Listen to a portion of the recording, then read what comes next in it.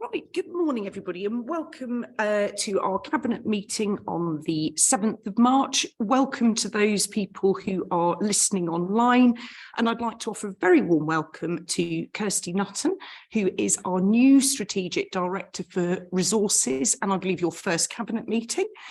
And also welcome to Amanda Fitton, who is our RE advisor, and I'm sure will be all ears for our SACRE item. Brilliant, thank you very much. Apologies for absence we have from Councillor Payne. Announcements from the chairman and or head of the paid service, we have none. Declarations of interest, Councillor Harvey, I believe you have one. Yes, I do, Chair. For agenda item 10, paper 31-2023, I shall be leaving the meeting for that agenda item. Thank you. Thank you very much. And I don't think there are any other declarations. Item number 4, minutes, to confirm the minutes made at the meeting of the Cabinet held on the 14th of February 2023. I'm very happy to propose those. Do I have a seconder? Thank you very much, Councillor Powell. All those in favour? That's unanimous. Thank you very much. Item number 5, items raised by scrutiny. None have been received. And I move swiftly on to item number 6, which is SACRE and the agreed syllabus for 23 to 28. And I will hand over to Councillor Wilby. Thank you very much, Chair. The world we live in is a pretty challenging and difficult place with lots of different ideals and ideas and faiths mixed in it, and it's really important that our children at school get a good introduction and a good grounding on all the various influences that should be around. In the SACRE report, which we do every 5 years, and we're just coming up to issue our latest draft, and what you see before you, colleagues, is a draft, has been put together by the SACRE members from Peterborough, from Cambridgeshire and from Rutland, and I know Amanda has been one of the linchpins in putting that together. A lot of work has gone into it. It's due out in, as I say, later this year. I know my colleague, Councillor Powell, has beforehand made a small introduction, which I think I would ask her to take up outside the meeting with the editors to see where it will. It's a very small amendment, but it's a point of detail, really. And I think we can look forward to, if you can all agree, this draft going through minus that slight amendment. In due course, I would introduce it around the council table as a portfolio update. It only needs Cabinet to give it the tick. And Amanda, can I ask you to continue the really good work that you do with all your colleagues in producing this? So I would ask Chair that approves the agreed syllabus 2023 to 2028. Thank you very much. Are there any questions or comments? Councillor Powell, I'm wondering if you, as Chair of SACRE, you may well wish to say something. Thank you, Chair. I was, yes, I have had the interesting job and privilege actually of being on the SACRE committee. I was chair up to July last year when I handed it over to Gurdeep Singh. And yes, I fully support this piece of work, and would say, to echo Councillor Wilby's comments, thank you for all the work that's gone into it. There's been some very interesting debates by members of SACRE on the whole issue of worldviews. We you know, it is entitled SACRE is religious education, and the local authority has a duty on this, but actually it's the underlying ethos and thinking, and getting, you know, children thinking about the issues and the whole. And there is a section in the paper about worldviews. yes, just to echo thanks to Amanda and the team on the putting on the agreed syllabus conference who've put this together with great diligence and consultation with the schools and members of the SACRE, of whom we've got a wide range of people on the in the groups in the SACRE committee, representing lots of different faiths and the schools and head teachers. So it's been a really collaborative way of doing it, and it's been done in a very timely manner so that it's ready for schools to take that on from September. So fully support and thank you for all the work that's been involved. Brilliant, thank you. Any other comments or questions? No, I'll just make one small comment. I'm really pleased, Councillor Wilby, that this will be mentioned within the portfolio briefings at full council, because, and Amanda, apologies, you know my views on this because I've sat on SACRE with you. I think it's really important that people appreciate the value of this particular academic subject. And I've used the word academic very, very deliberately. I think RE, religious education, gets there is a confusion between it isn't about teaching people how to be religious or to adopt the dogmas of various religions.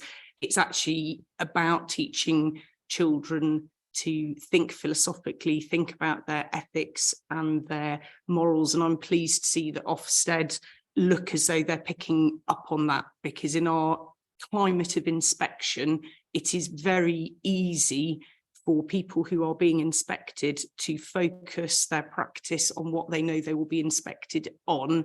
I firmly stand by the importance of SACRE and the importance of that rounded philosophical approach to life, because crikey me, those children need those skills in a very uncertain world at the moment. So thank you very much. And I won't repeat what both councillors Wilby and Powell have said, but I know that the huge amount of work that has gone into that. Councillor Wilby, you have made the proposal. I'm assuming Councillor Powell, you would like to second it, as you are sitting on SACRE. All those in favour, please.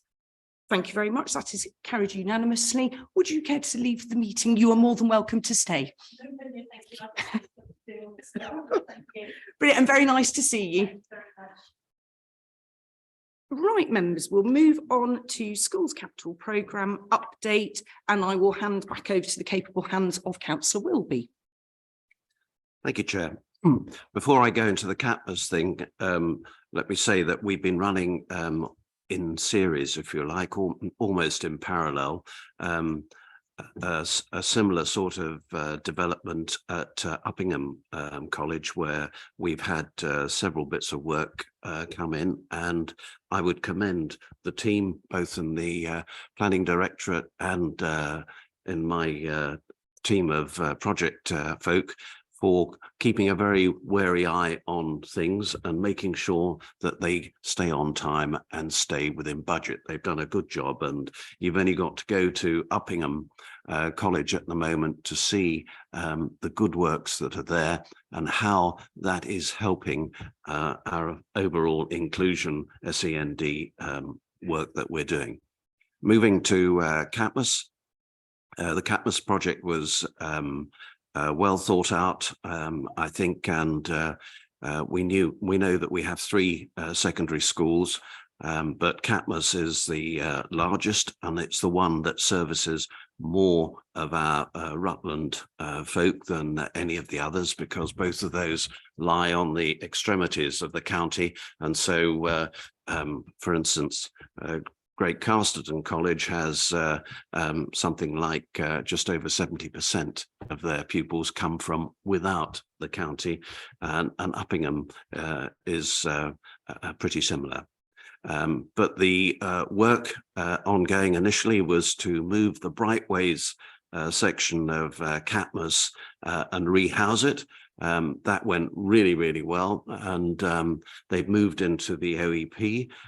There were maybe a few small teething problems to start off with, just settling in with their new companions, but that seems to be running well. I've been there and seen it, and the folk are able to do their work quite well in there, and it seems to have gone well. in its space at Catmos. They've done a tremendous job of increasing some of the facilities in that area to provide extra lockers and classrooms and office space for the school. Once Brightways move had been finished, they were able to start on the major part of the extension, which is the bringing us up to an 8-level entry by building an extra bit right on the end of the campus. I went there the other day, and the scaffolding, well, not so much the scaffolding, the framework is up, and it's now looking really good. There was some thought initially of not going for a metal construction and concrete, but going for hard wood, which would have been slightly cheaper. But I think the rest of the school is done in a similar sort of vein of steel and concrete. And I think the headmaster was, in terms of longevity and things like that, was keen to continue in that sort of vein. And I think on balance, he's probably been right. And the school has been prepared to chip in if necessary to make sure that they get what they want. The program is on schedule. It's on budget. There has been a slight little deviation as usual. That's why I mentioned this morning at our previous meeting, the need to make sure you know where all the gas pipes are and the electrics and the trenches and things like that, because they did have to do a quick diversion and to get round some of the concrete type of things. But the one thing that I am very confident in is that the headmaster takes a really close interest in what's going on. He's got a brilliant school staff, and they are working hard to make sure that they keep on time and certainly in budget. And the project team, which is chaired by Dawn, is right on the ball and making sure that they realise that there is no any extra money for the project. But the school, is looking good.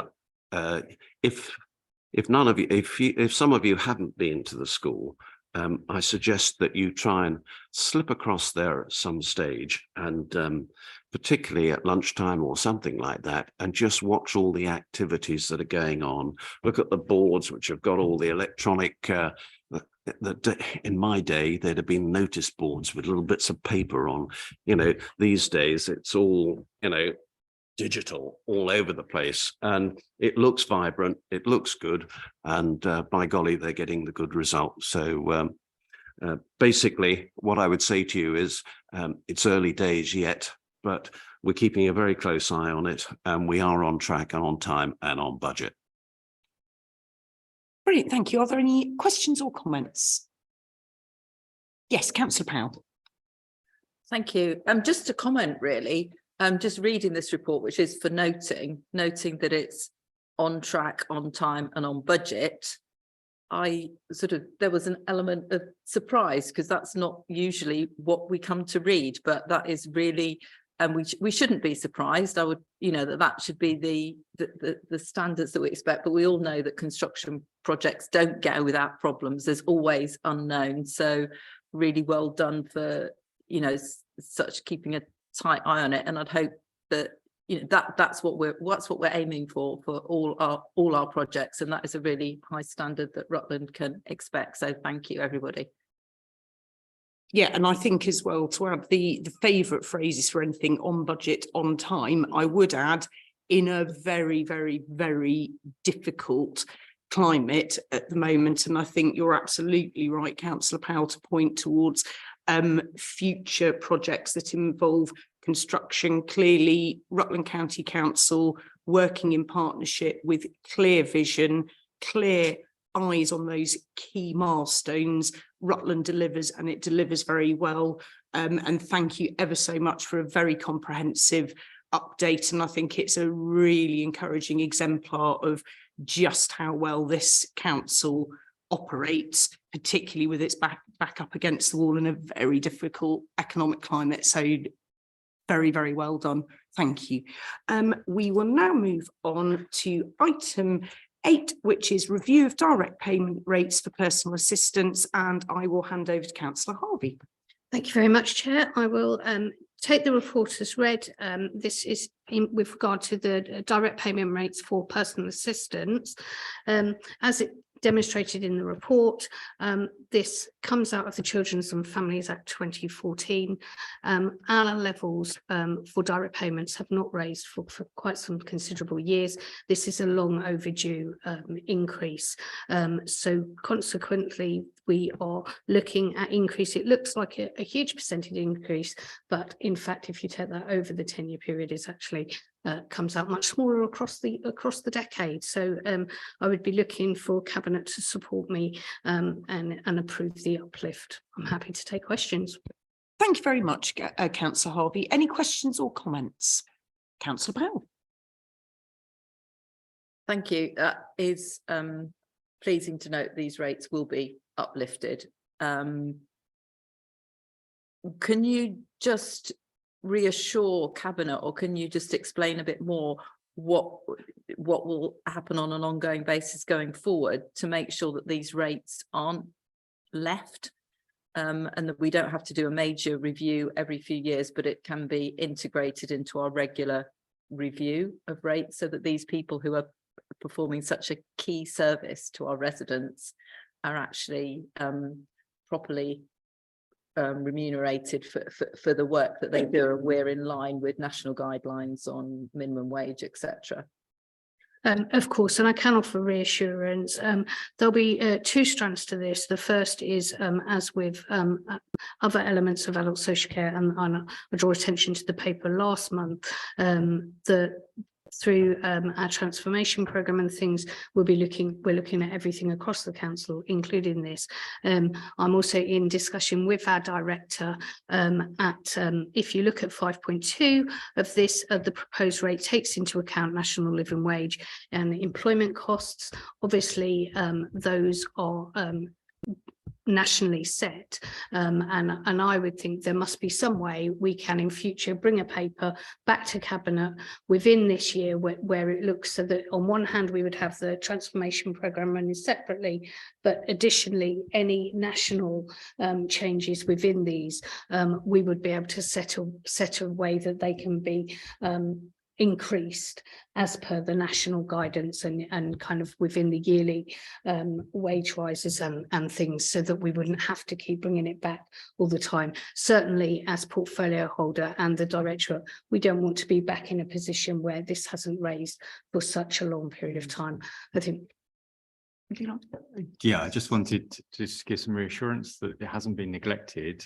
There were plans to increase on a number of occasions, but that wasn't supported by the then Cabinet. So just to be clear, it's not us not wishing over a 10-year period to raise those fees.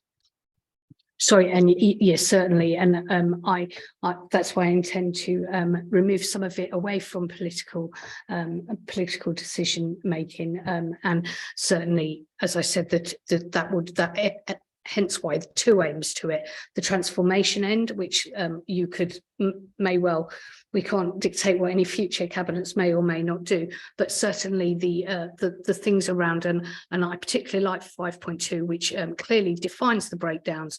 That is very easy for us to bring something forward, so that is kept right and away from as our chief exec says, the political angle around this. Any other comments or questions? No, thank you. That was really, really clear, and I completely support it. Our people who require care absolutely deserve that care, and the people who deliver that invaluable service really must get a sensible remuneration for a really, really important job. So thank you very much, Councillor Harvey. So the recommendation is that Cabinet approves an uplift to the current rate of direct payments for individuals and families to employ a personal assistant to provide care and support. Councillor Harvey, you have proposed that. Do I have a second? Yes, Councillor Powell, you second. All those in favour? And that is unanimous. Thank you very much. We now move on to item number 9, which is the contract for the schools admission system. This would normally be Councillor Payne, but she is away. As it has schools in the title, I will be handing over to Councillor Wilby as that sits in his portfolio. Thank you, Chair. One of the secret weapons in this county council is Julie Brown, and she is the one who knows everything about school admission systems, and she has been working the system for a long time, and I have to say does a cracking good job on it. Our school admission system was coming up for renewal. It's quite a complicated system, and we were duty bound to look at alternative provision.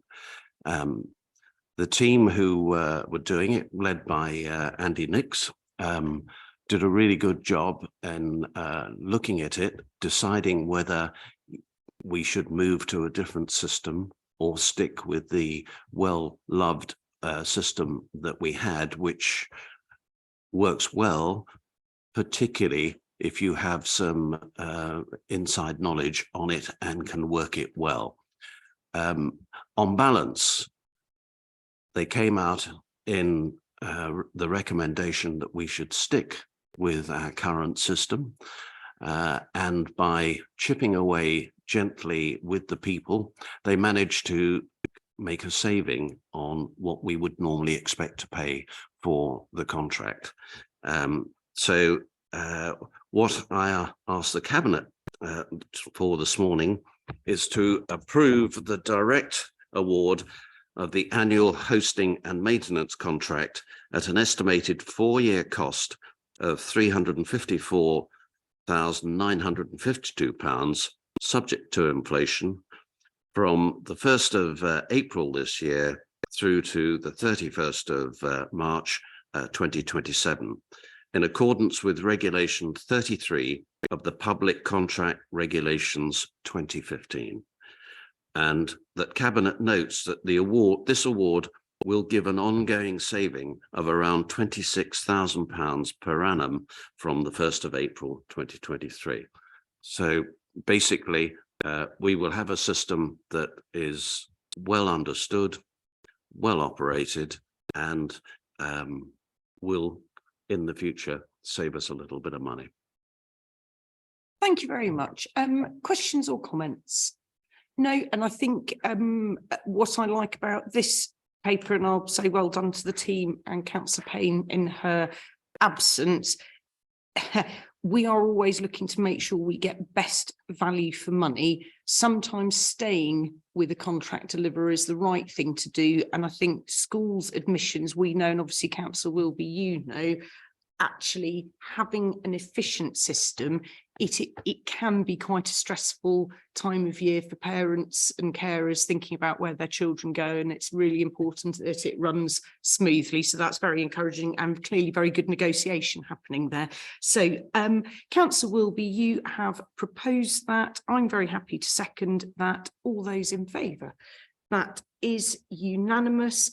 I move on to item number 10, which is the Household Support Fund policy.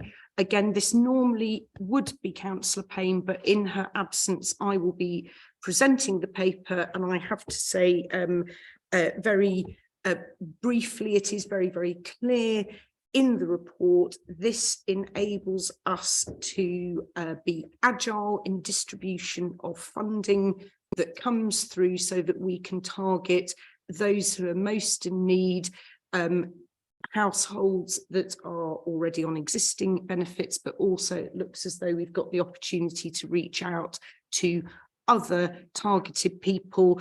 The thing that really struck me, and again, it is a bit back to repeating the point, Rutland County Council does an incredible job. There's a big section there on previous learning, the sense that we really made sure that we've got our data ready to go, because we know that when families get into financial crisis, they need swift, agile support. The incredible work of the Revs and Bens team mean that Rutland is like a coiled spring, ready to leap in to support those people. And I think it's a really impressive paper, and I'm very happy to propose it. I'm happy to take questions, but I'm mindful that I may need to dip in to offer support if it's going out of my realms of knowledge and understanding. So are there any questions or comments? I know, yes, Councillor Powell. Thank you. It is really good to see the width, the breadth of this, how this fund can be used to actually support people in hardship. We had quite a debate at our council meeting last week, and I think it's very much in the minds of councillors that we need to have that safety net, and it needs to be comprehensive of the people who need it. So I just wanted to check the last week we voted an amendment to allocate some of that a bit extra money towards that. Is this it's not specifically referenced in this paper. I just wanted to check how it's incorporated into this policy. So the amendment made at council, the short answer, it doesn't impact this policy. Is there anything else any officer would like to add on that? Yeah. It will indeed be included within the policy, so that will, what was agreed at council last week will be part of that design in the policy that will be delegated under this paper. Excellent. Are there any other questions?